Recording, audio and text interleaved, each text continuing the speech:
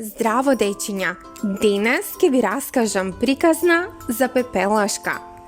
Девојка со добро срце, која со помош на магија и љубов го пронајде своето место под сонцето. Подгответе се за бајка полна со чуда.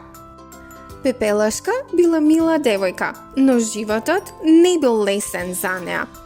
Откако нејзината мајка починала, татко ѝ се преженил со една сурова жена која имала две злобни керки. Макејата и полусестрите ја третирале Пепелашка како слугинка. Таа морала да го чисти домот, да ги пере нивните фустани и да спие на земја покрај каминот.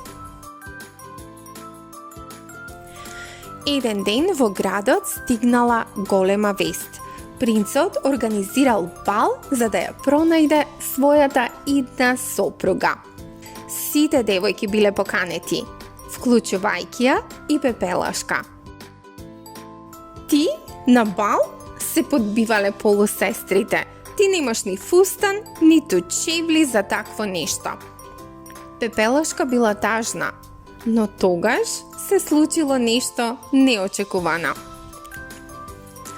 Додека Пепелашка плачела во градината, се појавила нејзината волшебна кума.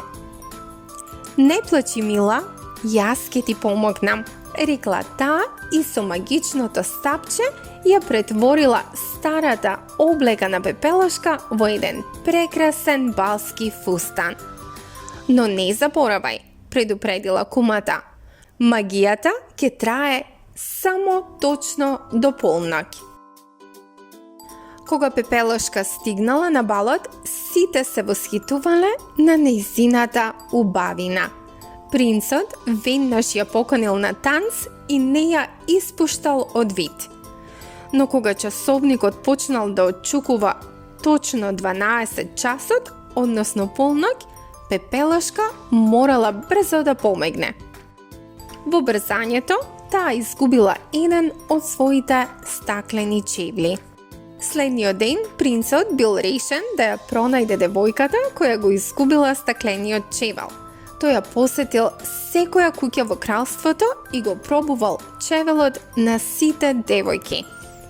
Кога стигнал кај Пепелашка, макејата се обидела да ја сокрие, но принцот инсистирал и таа да го проба чевелот. И кога Пепелашка го пробала чевелот, тој совршено и одговарал. Принцот ја однел во замокот, каде што живееле среќно до крајот на животот. А макејата и полусестрите научиле дека љубезноста и добрината секогаш победуваат.